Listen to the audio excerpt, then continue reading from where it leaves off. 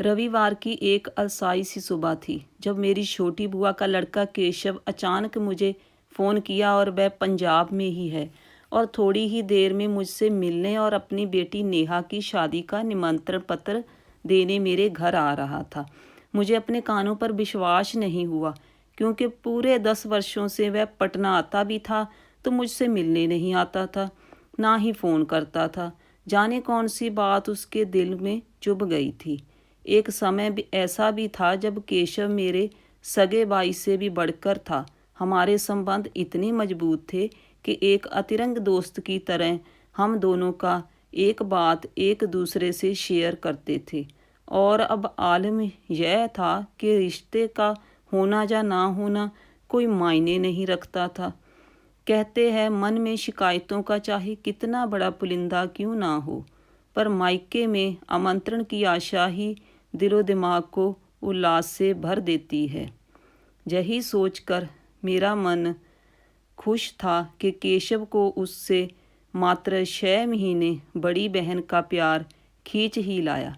Phone करने के घंटे भर बाद ही वह हंसता मुस्कुराता पहले की तरह मेरे सामने खड़ा था। पहले से ज़्यादा स्मार्ट और चुस्त दुरुस्त। इतने दिनों में उसकी पत्नी सिमृता ने ठोक पीट कर उस सरल व्यक्ति केशव को काफ़ी कुछ बदल दिया था। पास आकर जब अपने मेरे पाँव उसने स्पर्श किए तो हम दोनों की आंखें भर आई।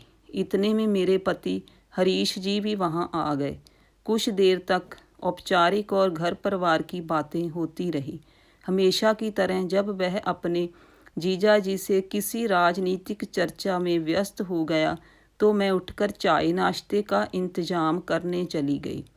हाथ भले ही मेरे कामों में लगे थे पर दिलो दिमाग पर यादों का बवंडर सा उठ खड़ा हुआ। केशव को देख बार बार मुझे नैना बुआ की याद आ रही थी। ऊंचे कद काठी और तीखे नैन नक्श वाली नैना बुआ काफ़ी सुंदर थी। उनका बस एक ही सपना था, पढ़ लिख कर डॉक्टर बनने का। पर अक्सर जो हम चाहते हैं वह हमें मिलता नहीं, जो हमें मिलता है वह हमें मंजूर नहीं होता। इसी पाने खोने की जद्दोजहद में ज़िंदगी निकल जाती है।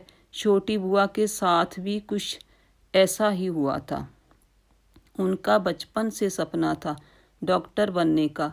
किसी भी डॉक्टर को देखती तो वह अभिभूत हो जाती, पर 6 भाई बहनों वाले उस लंबे चौड़े परिवार में उनके सपनों का कोई मूल्य ही कहाँ था। उनके बीच उनके बीए फाइनल एग्ज़ाम समाप्त होते ही दादाजी ने अपनी अंतिम जिम्मेदारी नैना बुआ की शादी निश्चिंत हो गए और नैना बुआ अपने सपनों की गठरी संभाले ससुराल आई, जहां उनके पढ़ाई की दूर दूर तक कोई संभावना नहीं थी। फूफा जी एक प्राइवेट नौकरी में थे। उनकी आमदनी इतनी कम थी कि उससे घर का खर्च चलाना ही बहुत मुश्किल था। शादी के 3 वर्ष पूरे होते होते उनके 2 बच्चे भी हो गए, केशव और निशा। जैसे जैसे वे बड़े होने लगे उनकी ज़रूरतें भी बढ़ने लगी। उनके ससुराल में उनके जेठ और देवर दोनों अच्छी नौकरियों में थे।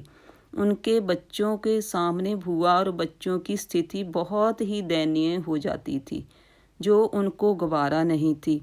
बच्चों को संपूर्ण जिंदगी देने के लिए वह पास के ही एक स्कूल में पढ़ाने लगी। अपनी कर्मठा और दृढ़ निश्चय के कारण जल्द ही ऊंची क्लासों में भी पढ़ाने लगी। खाली समय में ट्यूशन भी पढ़ाने लगी। जीवन में मिली चुनौती को उन्होंने स्वीकार और साहस से उनका मुकाबला करने के लिए अपनी पूरी शक्ति झोंक दी। उन दिनों दोनों एक शहर में रहने के कारण मैं और केशव एक ही स्कूल में एक ही क्लास में पढ़ते थे। केशव बचपन से ही पढ़ने में काफ़ी तेज था। मेरे नंबर भी बुरे नहीं आते थे, पर लाख कोशिश के बावजूद नंबरों के मामलों में मैं हमेशा उससे पीछे रह जाती थी। हालांकि वह पढ़ाई में मेरी हर संभव सहायता करता था।